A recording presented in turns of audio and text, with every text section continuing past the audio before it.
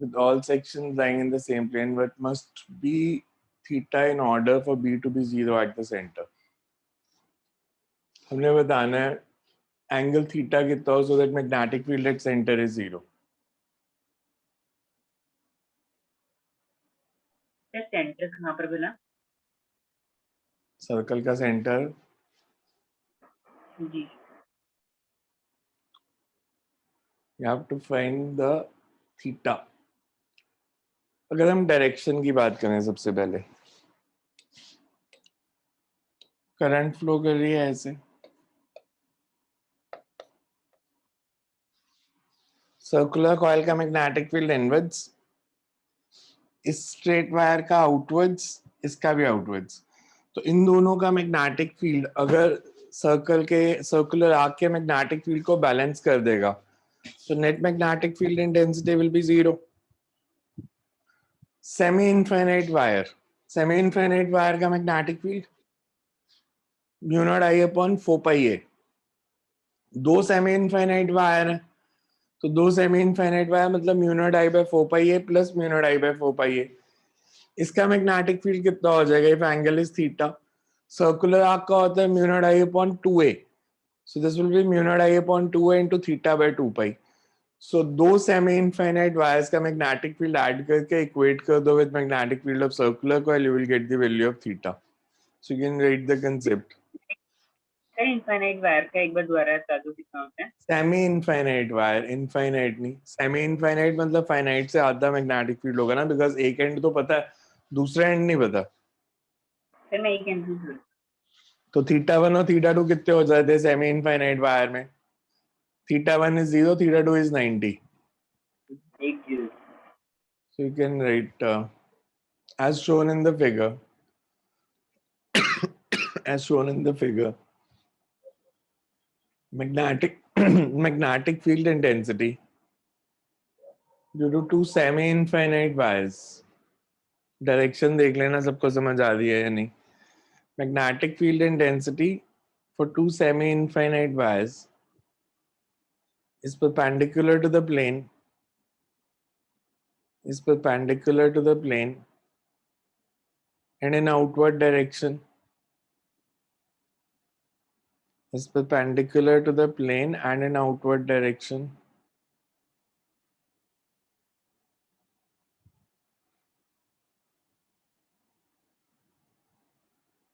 Whereas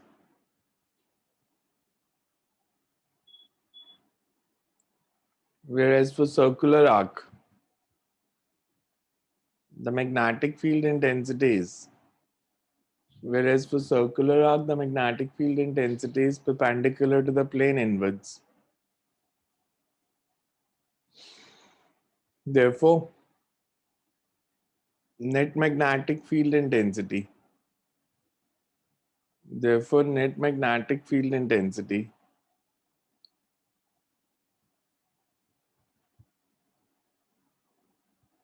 at the center will be 0 if net magnetic field intensity at the center will be 0 if the two fields balance each other. The two fields balance each other.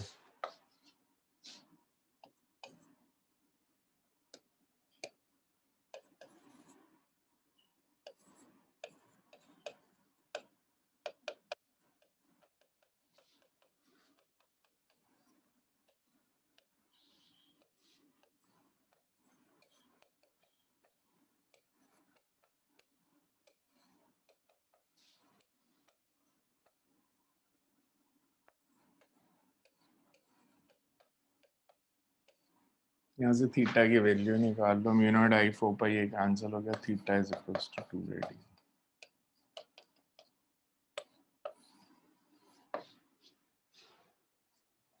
So theta comes out to be 2 radians.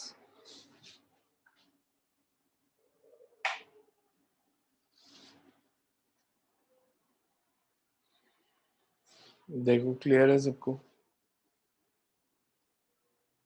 Sir आज इसकी PDF भेजना last में class के बाद. भेज दूंगा. Question देखो clear है सबको कैसे किया? Yes sir. Ji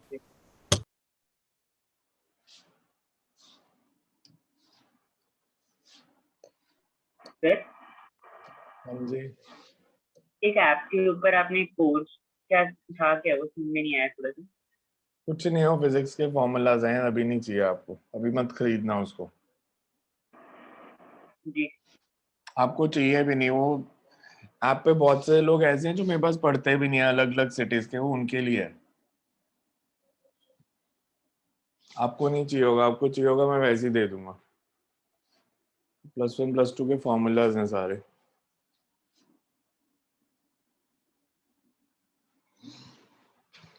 Next is two coplanar concentric circular wires made of same material have radius r1 and r2. R2 is twice of r1. They carry current due to identical source of EMF having no internal resistance. Find the ratio of radii of cross section of the two wires if magnetic field at a center of circle is 0. दो concentric circular coils,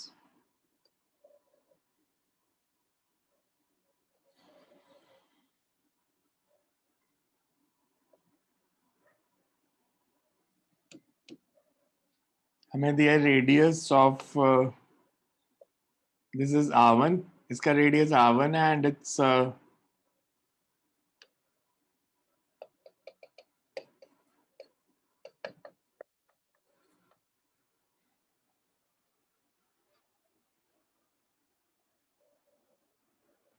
basically एक चीज हमारे को clear है, जो question पढ़ के पता चल रही है।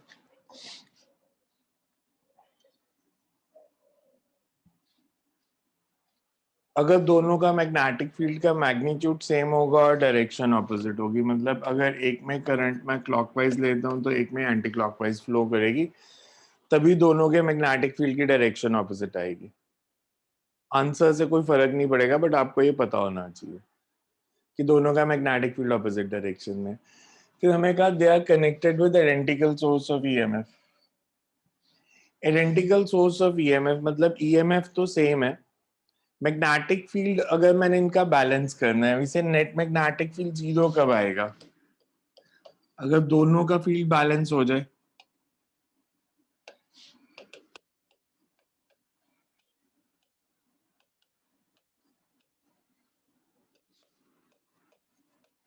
इफ मतलब mu naught I1 by 2R1 should be equals to mu naught I2 by 2R2, implies as R2 is equals to twice of R1, I2 is twice of I1. Clear है इतना? Because I1 by R1 की ratio same होगी तभी net magnetic field 0 आएगा। अब current flow कितनी करेगी? Current flow करेगी I2 will be E2 upon resistance of R2. Resistance small r लिख लें हम। सर आई आर नहीं सेम होना चाहिए दोनों के लिए। क्या सर जैसे पोटेंशियल डिफरेंस सेम है तो आई आर नहीं सेम होना चाहिए, तो जैसे अगर R2 is equal to 2R1 तो I1 is equal to 2I2। Resistance का फॉर्मूला क्या होता है? ईएमएफ तो सेम है, रेजिस्टेंस इज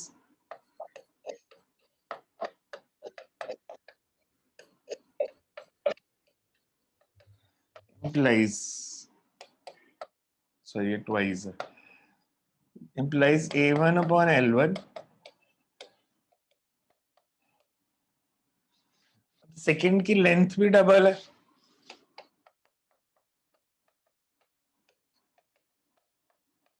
बिकॉज उसका रेडियस डबल है, so A1 is twice of A2।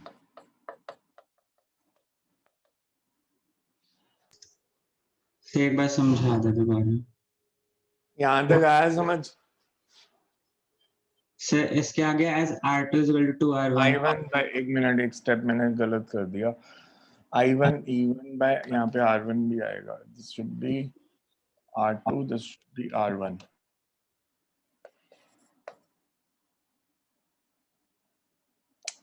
दोबारा ही कर देता हूँ।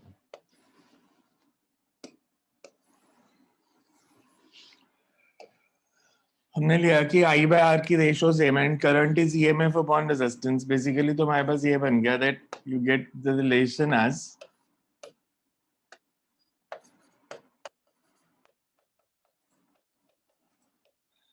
इन रेजिस्टेंस का formula rho L1 by A1 twice है ये.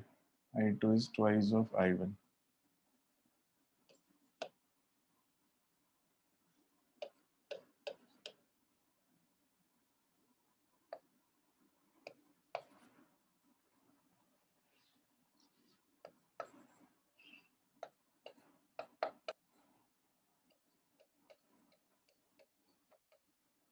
देखो ये आ रहा है समझ स्टेप. स्मॉल आर में रेजिस्टेंस ले रहा हूँ, कैपिटल आर रेडियस ले रहा हूँ.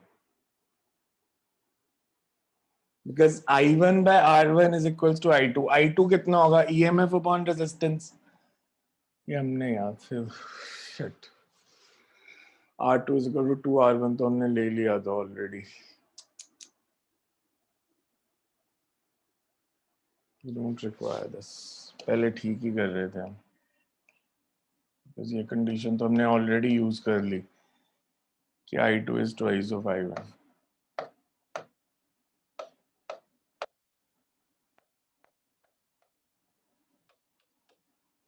ये स्टेप ठीक किया था पहले, ठीक ही था हमारा. That A2 is twice of A1.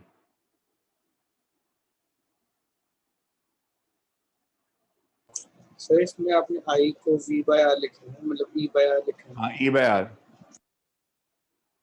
पहले ठीक किया था, वो ऐसे ही कट कर दिया सारा बिकॉज हम कंडीशन ऑलरेडी ले चुके थे. R2 is equals to twice of R1. Sir एक बार दोबारा समझा दूं.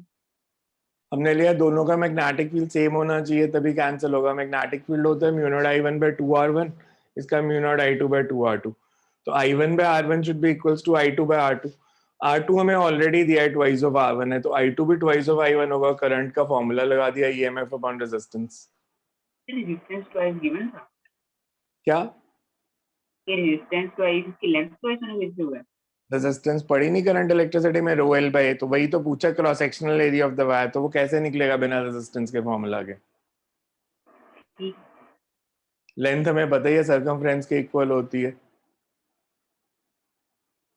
So rho L1 upon A1 is equals to rho L2 by A2, or you can say rho L1 by A1 is twice of rho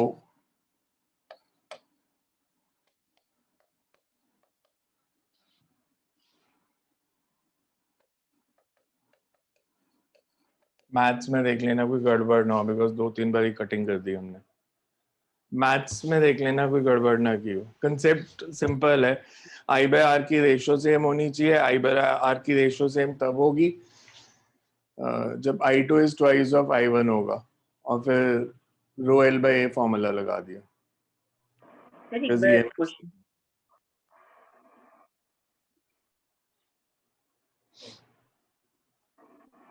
sir मैं question थोड़ा ऊपर कर दूं question. ये सिंपल है. कंसेंट्रिक कॉइल है, इसके सेंटर पे मैग्नेटिक फील्ड जीरो कब होगा, तो दोनों के क्रॉस सेक्शनल एरिया में रिलेशन बताना. दोनों के क्रॉस सेक्शनल एरियाज में रिलेशन बताना है when magnetic field at a centre is zero.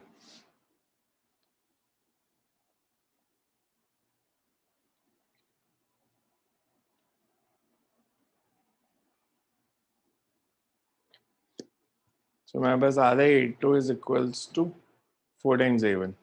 R2 is equals to twice of question R1. में EMF सेम दी हुई है. EMF सेम दी है.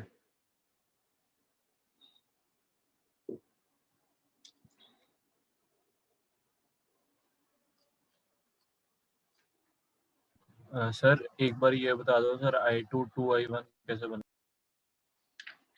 बिकॉज हमारे पास है यहाँ से क्या आ रहा है, I1 by R1 is equal to I2 by R2. I by R की रेशियो सेम होनी चाहिए, तो अगर R2 R1 से डबल है, I2 भी I1 से डबल ही होगा. ठीक है सर समझ आ.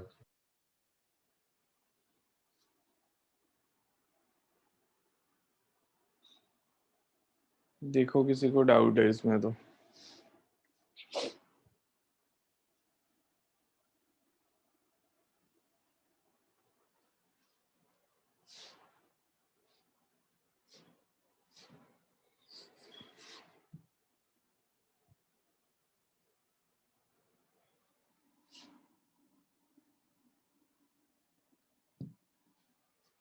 Infinitely long wire carrying current I is bent into an L-shaped wire. Let the bend be at the origin and two arms be along x-axis and y-axis as shown in figure. Calculate the magnitude of magnetic field at point P in first quadrant whose coordinates are x, y. Point P पे magnetic field निकालना है, ये easy question है, करो इसको ध्यान से करना, but find magnetic field intensity at point P. खुद ही कर दे. सर फोटो भेज दूं? मैं सॉल्व भी कर देता हूँ, यहाँ चेक कर लेना सही आया कि गलत.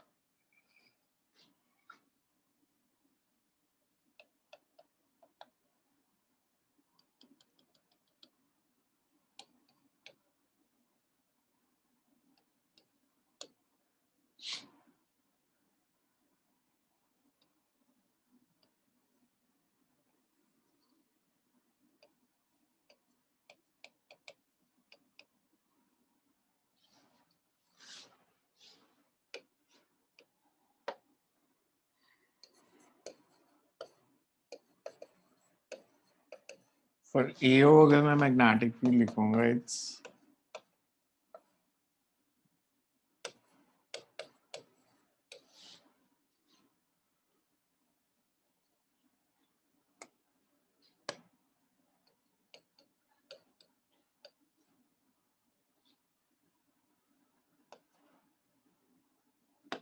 जी इनफाइनाइट sin theta लॉन्ग है 1 तो plus फिर sin इसमें theta हम 2 लेना है ना. फॉर्मूला वो इनफाइनाइट वाला नहीं लगाएंगे. सेमी इनफाइनाइट नहीं है ना ये, बिकॉज एंड पे कनेक्शन नहीं है, तो sin theta 1 plus sin theta 2, theta 1 zero नहीं है. सर इसका दोबारा आंसर अजीब सा है, मैं दोबारा निकाला, कुछ गलती है.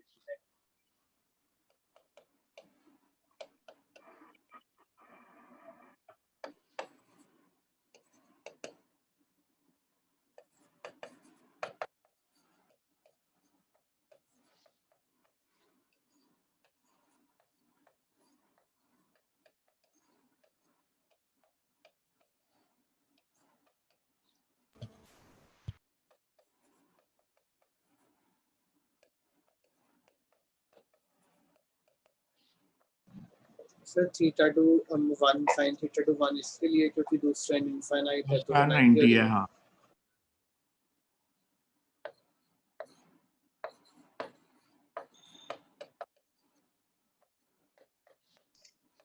So mu naught I by 4 pi xy into x plus y plus under root of x square plus y square. हाँ जी सर, ये है तो not I over 4 pi x यही प्लस आंसर आया. ये आंसर है. हाँ जी सर, इसको आगे हाँ, यही आंसर आया. x By y under root x square plus y square, y by x under root x square plus y square का LCM लेकर ये आ गया आंसर, इतना छोड़ दो, इसके आगे क्या करना. Okay sir. देखो किसी को नहीं आया समझ तो, बिकॉज आपको सिर्फ स्ट्रेट वायर का मैग्नेटिक फील्ड निकालना आना चाहिए. हमें दिया ये डिस्टेंस y है, ये x है, सेमी इनफाइनाइट वायर है, तो ये थीटा 1 और थीटा 2 जो होगा that would be 90. So mu not I by 4 pi y sin theta 1 perpendicular over hypotenuse plus sin 90. Similarly ऐसे ही BO का निकाला.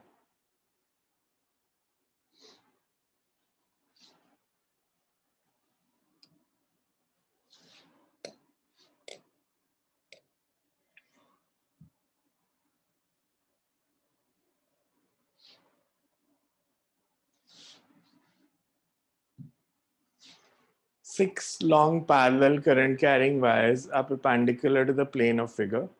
They pass through the vertices of a regular hexagon of side A. All wires have same current I. Direction of current is out of the plane in all the wires except one passing through vertex F. सब में current outwards है, F में inwards है. Calculate the magnetic field induction at the center of hexagon. Also tell the direction of field. मतलब 6 wires हैं, 5 में current outwards है, ये आउटवर्ड्स आउटवर्ड्स आउटवर्ड्स आउटवर्ड्स और ये इनवर्ड्स. तो हमने सेंटर पे मैग्नेटिक फील्ड बताना है कितना होगा. Magnetic field intensity at the centre of hexagon. मैं आपसे डायरेक्ट कि डायरेक्शंस कौन सी हैं, से डायरेक्शंस निकालनी है तो अगर मेरे को ए के मैग्नेटिक फील्ड की डायरेक्शन निकालनी है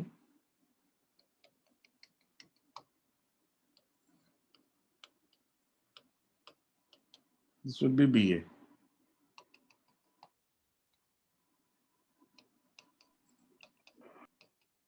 this B D. Sir F और सी के कारण है, बाकी दोनों कैंसिल हो रहे हैं.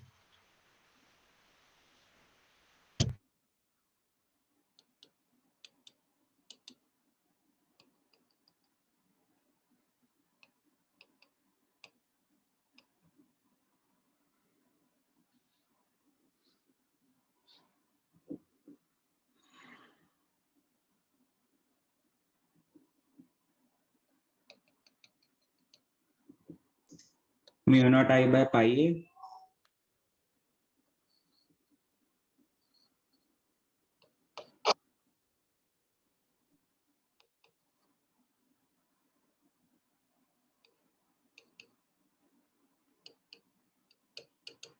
तो सी और एफ की डायरेक्शन सेम है, बाकी सबके ऑपोजिट है. तो अगर वेक्टर रिलेशन लिखना है तो क्या लिखोगे, because find the direction also.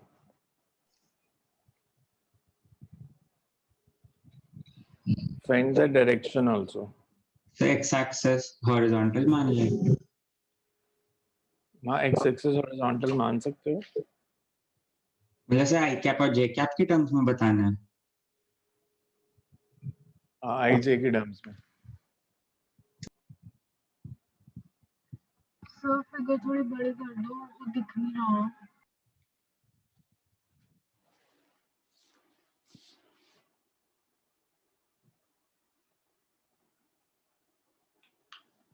तो mu not I by A.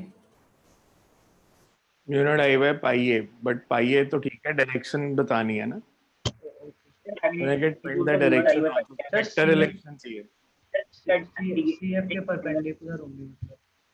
Vector relation चाहिए, ओके सर, मतलब आई जे के की टर्म्स में नहीं सर, चाहिए. निकालो तो. फिर mu not I over pi A root 3/2 I cap J cap और mu not I over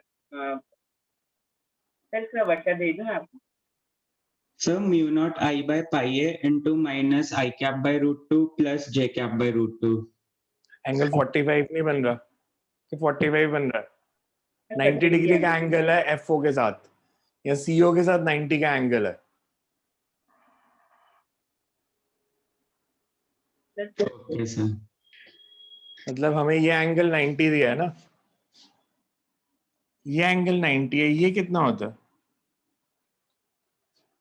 60 degree. तो फिर एंगल कितना बना हॉरिजॉन्टल के साथ? 60. हॉरिजॉन्टल के साथ एंगल कितना बना? 30. 30 डिग्री. बिकॉज ये एंगल चाहिए ना मेरे को. तो तो नेगेटिव Angle एक्स एक्सिस के साथ 30 डिग्री. ये पूरा 90 है, ये 60 है, तो ये 30 होगा. वैसे दूसरे का भी 30 है ना. इसका दूसरे का 20. हो जाएगा. मतलब हॉरिजॉन्टल के साथ 30 है तो वर्टिकल के साथ 60 है. बस यही तो चाहिए आई जे. हाँ जी सर ये है. C और F दोनों का सेम है ना.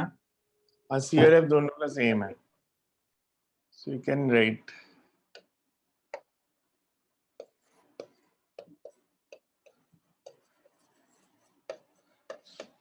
magnetic field intensity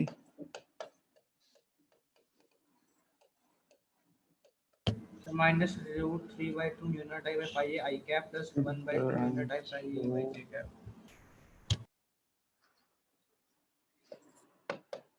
C and F will cancel. Similarly,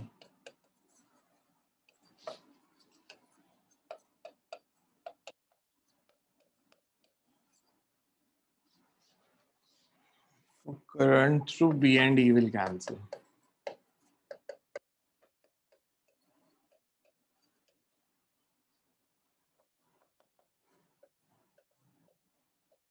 Field due to F and C will be in same direction. Sorry, F and C cancel नहीं था, A and D cancel था.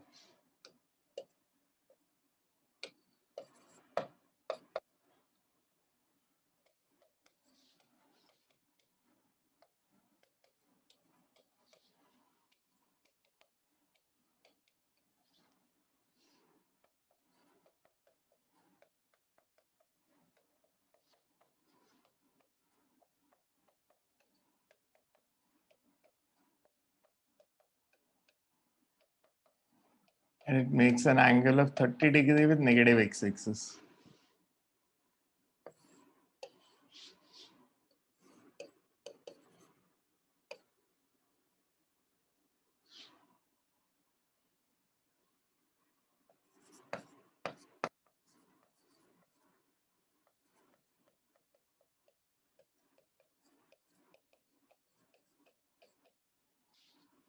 So net field is 30 कैसे आया?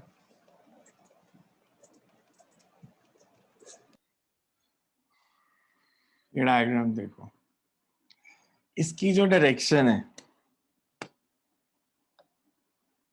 ये इसके perpendicular है Yes sir.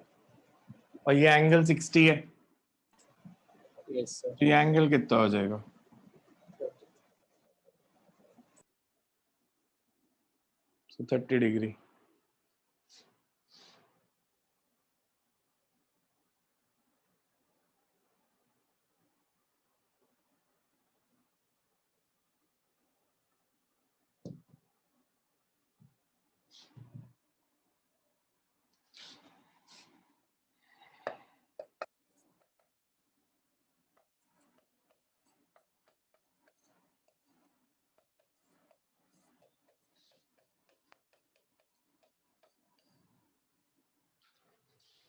Clear है सबको?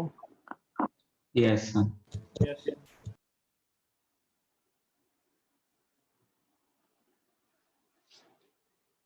इसमें डायरेक्शन से इम्पोर्टेंट है, फॉर्मूला इतने सारे नहीं है, ना ही बहुत ज्यादा कंसेप्ट लगते हैं, So एक मिनट डायरेक्शन पीछे निकालनी बैठो। आनी चाहिए। करता हूँ, 1 मिनट रुको।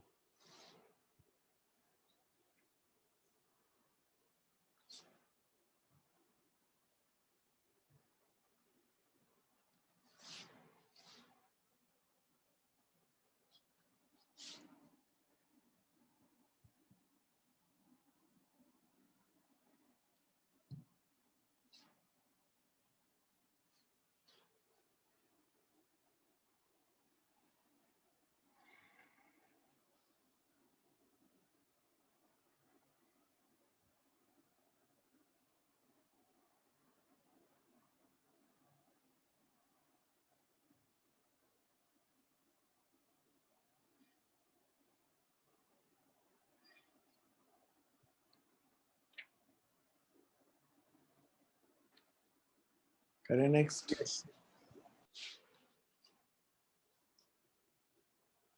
3D डायग्राम दिया है, x y z axis marked है। Find the magnetic induction at point O and again vector relation चाहिए मेरे को बिकॉज एक्सेस दिए हैं, so you have to write the relation in terms of I J and K। Magnetic field intensity at point O।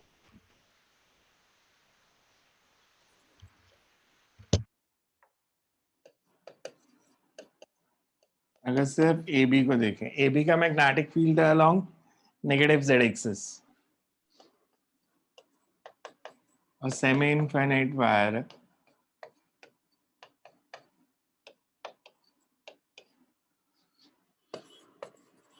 तो C D भी same आ रहा है।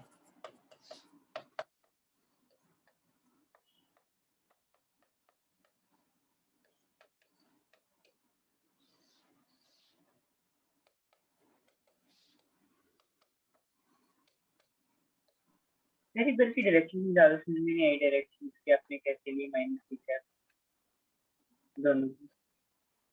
Minus आई cap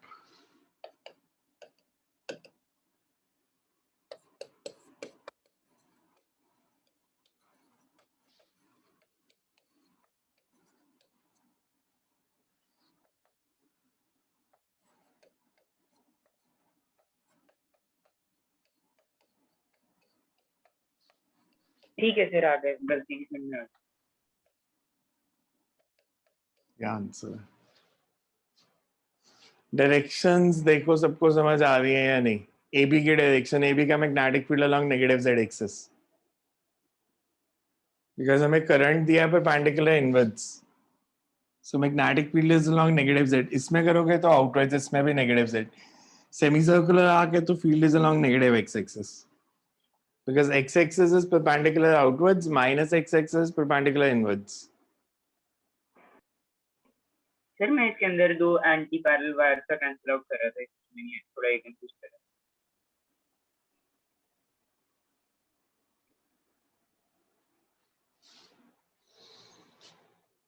clear है सबको ये? AB की और DC की इनवर्ट्स आ रही है ना, मतलब माइनस रेड में. ए बी और बी सी, ए बी की इनवर्ट्स नहीं आ रही, ए बी की तो लॉन्ग नेगेटिव जेड एक्सिस आ रही है. A B is perpendicular inwards negative X axis, तो उसका ए बी का मैग्नेटिक फील्ड इस डायरेक्शन में आ रहा है. ए बी का और सी डी का मैग्नेटिक फील्ड इस डायरेक्शन में है. है। एक बार आपने पहले कहा था कि anti parallel wire magnetic field है इनवर्ट्स. क्या कहा था मैंने? एक बार दो एंटी पैरेलल वायर का ऑपोजिट होता है, वो किस कंडीशन, क्या कंडीशन थी, उस कंडीशन में गलत अप्लाई कर रहा था. एक बार कंडीशन दोबारा बता. वो तो मैंने अट्रैक्शन रिपल्शन बताई थी कि एंटी पैरेलल वायर्स हैं तो रिपेल करेंगी, पैरेलल वायर्स हैं तो अट्रैक्ट करेंगी. तो नीचे करना थोड़ा.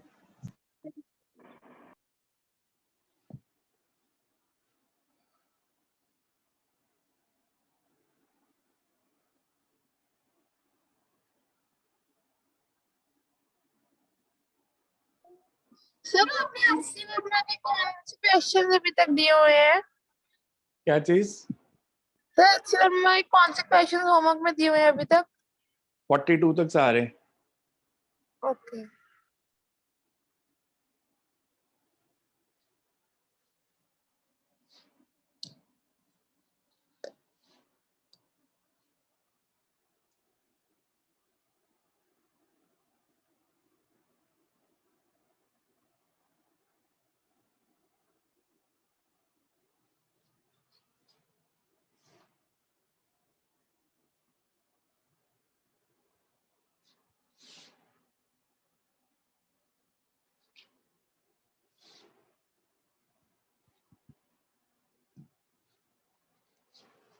Two infinitely long parallel wires carries current 8 ampere and 10 ampere in opposite directions. Separation between the wires is D is equal to 0.12.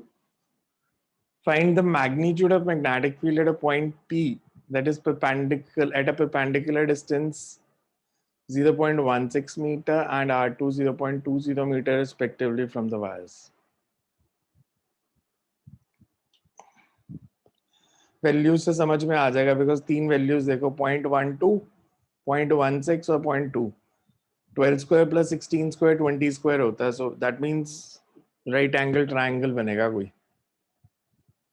जो तीन वैल्यूज दी हैं 0.12, 0.16 और 0.2, सो 12 का स्क्वायर 144, 16 का स्क्वायर 256, सो 400 वो 20 का स्क्वायर है.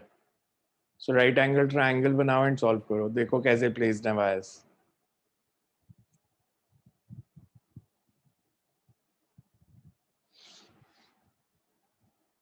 अगर मैं इसका डायग्राम बनाऊं पहले, दो wires carry current in opposite directions. एक मिनट. मर्जी से मैं डायरेक्शंस ले लेता हूँ.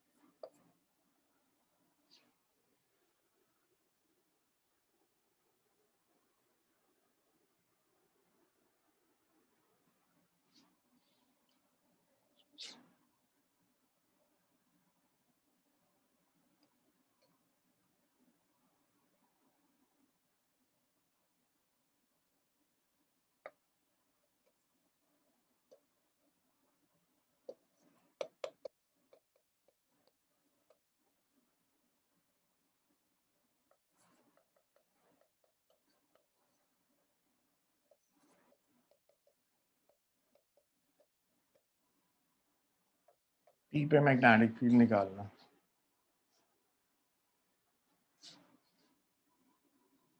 से फर्स्ट वायर ले लिए, सेकंड वायर ले ली.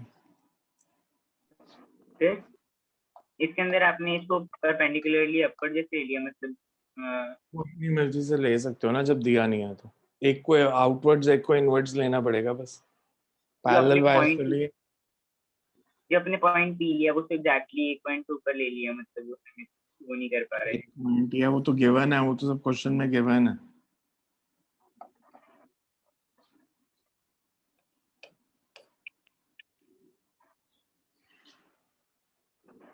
B1 और B2 का रिजल्टेंट बताना है कितना होगा।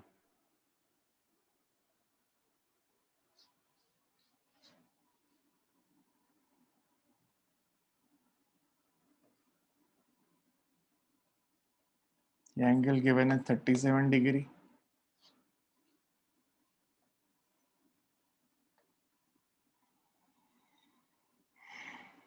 ये 53,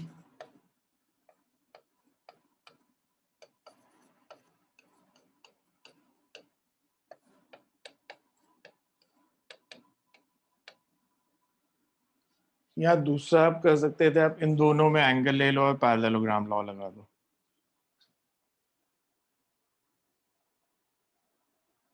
एक मेथड है कि कंपोनेंट बना लो और मैग्नीट्यूड निकाल दो।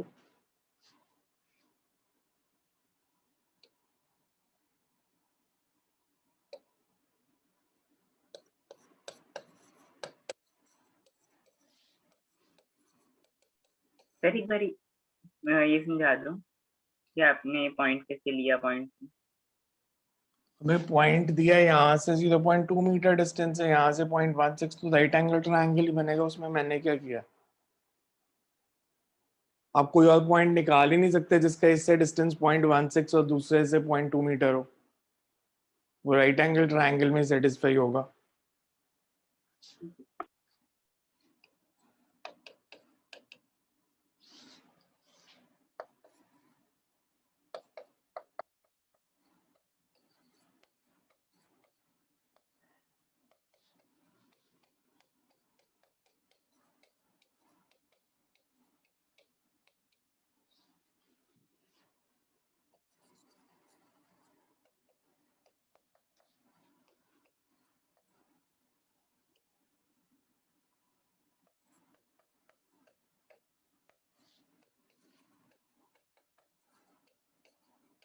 आपको I1 I2 R1 R2 values दी हैं, वो सब्स्टिट्यूट करनी पड़ेंगी, तो तभी पता चलेगा कि ये वैल्यू पॉजिटिव आती है या नेगेटिव आती है।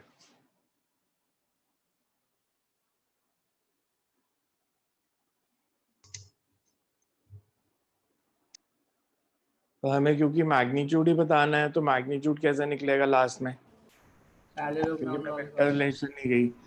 मैग्नीट्यूड बताना है तो you will say magnitude is The magnitude 6.35 into 10 raised to power minus 6 Tesla है।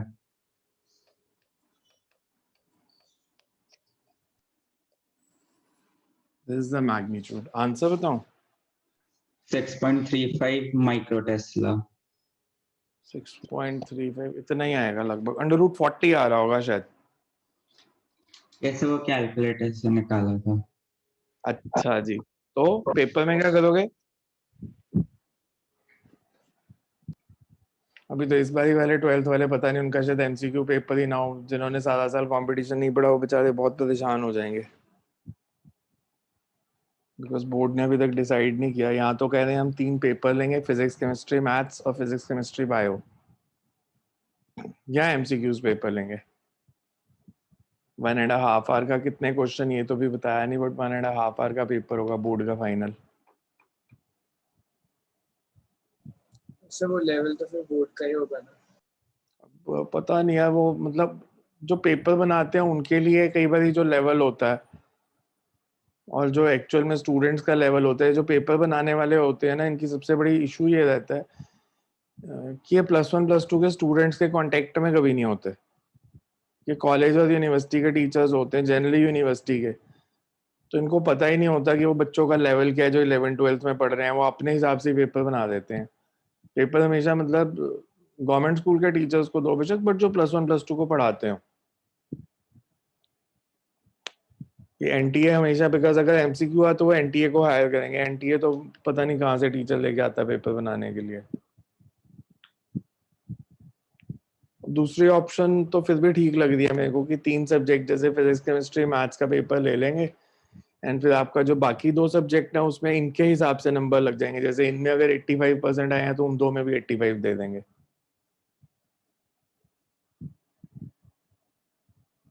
बट अभी टेंटेटिव जो उन्होंने कहा है कि अगर ये सब हुआ भी तो अगस्त में पेपर होगा जाके, अभी कि 1 जून को अनाउंस करेंगे। बट जो एग्जाम होंगे बिकॉज अगर खास करके सब्जेक्टिव हुए तो वैसे there are lot of logistical problems, तो मे बी जुलाई एंड या अगस्त में जाके पेपर होंगे बोर्ड के। तो इसको सॉल्व करके देख लेना, 40 आंसर आएगा, 40 under root of 40 micro tesla, under root of 40 micro tesla. Next you write, find magnetic field intensity, find magnetic field intensity at the center of circular, at the center of loop as shown in figure। ये board का previous year है। at a center of loop as shown in figure।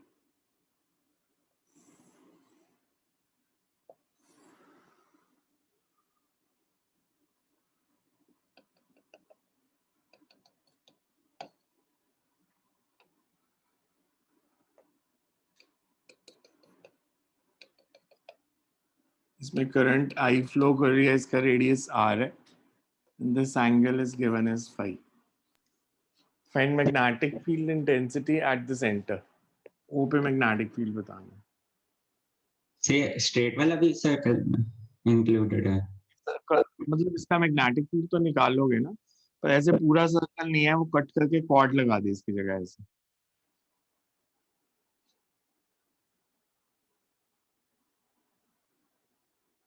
तो basically आपको 2 parts का magnetic field निकालना है, A B का और बीसीए का। तो बीसीए का अगर मैं मैग्नेटिक फील्ड पूछूं किस डायरेक्शन में, inwards outwards?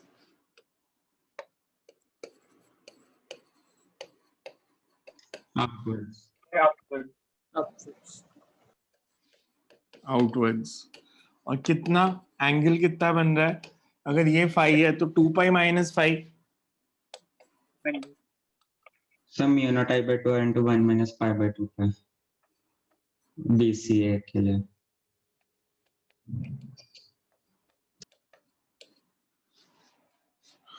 direction is perpendicular outwards। for AB perpendicular distance कितना हो जाएगा? ये पूरा फाई है तो this will be 5/2। फिर इसके अंदर भी आउटवर्ड होगा इसमें magnetic। perpendicular distance कितना लूं?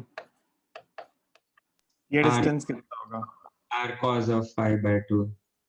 बिकॉज ये R है, so R cos 5/2 and sin phi 1 plus sin phi 2, sorry theta 1 plus theta 2, theta 1 theta 2 दोनों 5/2 बनेंगे और डायरेक्शन इसकी भी same. So net magnetic field is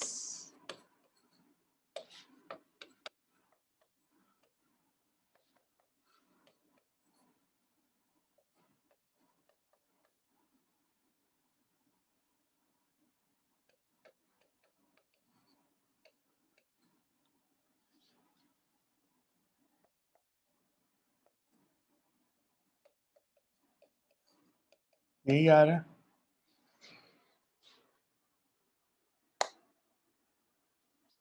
direction outwards. देखो क्लियर है? माइनस 5 से आया। ये एंगल कितना बनेगा सर्कुलर आर्क का?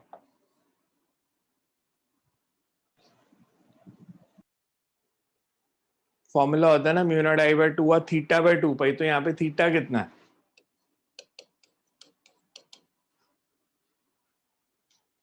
To pi minus 5। क्लियर है? यस। ये से एक बार नीचे कर थोड़ा सा।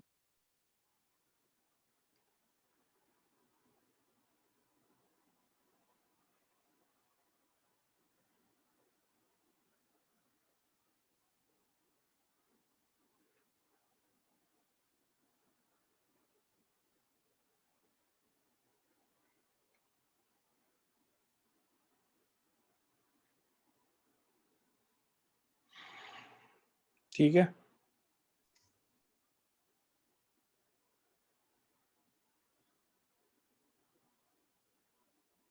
जी सर। सो नेक्स्ट टाइम करते हैं। कल एक एमसीक्यूज क्या टेस्ट डालूंगा, उसको करके देखना इन्हीं दोनों टॉपिक्स में, मतलब जितना अभी तक मैग्नेटिक हुआ है, मे बी 15 और 20 क्वेश्चंस, और 9 बजे से आपके बैच के पहले तक का टाइम रख दूंगा। थोड़ा टाइम ज्यादा दे देना टेस्ट में, ज्यादा मतलब तो कम पड़ जाता है टेस्ट में। तो नहीं, ज्यादा थोड़ी मिलेगा आपको। 45 क्वेश्चंस करने हैं 1 आवर में वहां पे नीट में, और नॉन मेडिकल वालों ने 30 करने हैं, तो मैं 30 के हिसाब से देता हूँ कि डबल टाइम देता हूँ, जितने क्वेश्चन हो उससे ज्यादा नहीं मिलेगा। और बिकॉज आप घर में कर रहे हो तो इतनी ऑनेस्टी रखना कि कैलकुलेटर से टाइम का कम ना करना, अपना कैलकुलेटर यूज करके। कैलकुलेटर कोई नहीं यूज करेगा टेस्ट के टाइम पे, बिकॉज इतनी आपको ऑनेस्टी खुद दिखानी पड़ेगी सबको कि बिना कैलकुलेटर के टेस्ट करने हैं। एक्सक्यूज, हाँ जी, सर टेस्ट ऑब्जेक्टिव होगा। ऑब्जेक्टिव। सर जैसे सब्जेक्टिव कोई वे आउट बनाऊंगा, सब्जेक्टिव ना चेक करने में भी बहुत मुश्किल आती है, तो मैं भी उसका कोई फॉर्मेट बना के दूंगा जिसमें आप आंसर लिखो, बिकॉज नहीं तो मेरे को चेक करने में बहुत मुश्किल होती है। वो फोटोग्राफ्स आते हो कि फोटोग्राफ्स क्लियर नहीं होती, इसलिए मैंने भी सब्जेक्टिव टेस्ट 2-3 हफ्ते से रोके हुए हैं। और वो टेस्ट का कुछ पैटर्न बना के दूंगा जहाँ पे मतलब एक स्पेस होगी जहाँ पे आपने आंसर लिखना है, उस तरह से लेंगे। बिकॉज ऐसे सबका अलग अलग हो जाता है, वो चेक करने में बहुत मुश्किल आती है ऑनलाइन सब्जेक्टिव टेस्ट को। Excuse me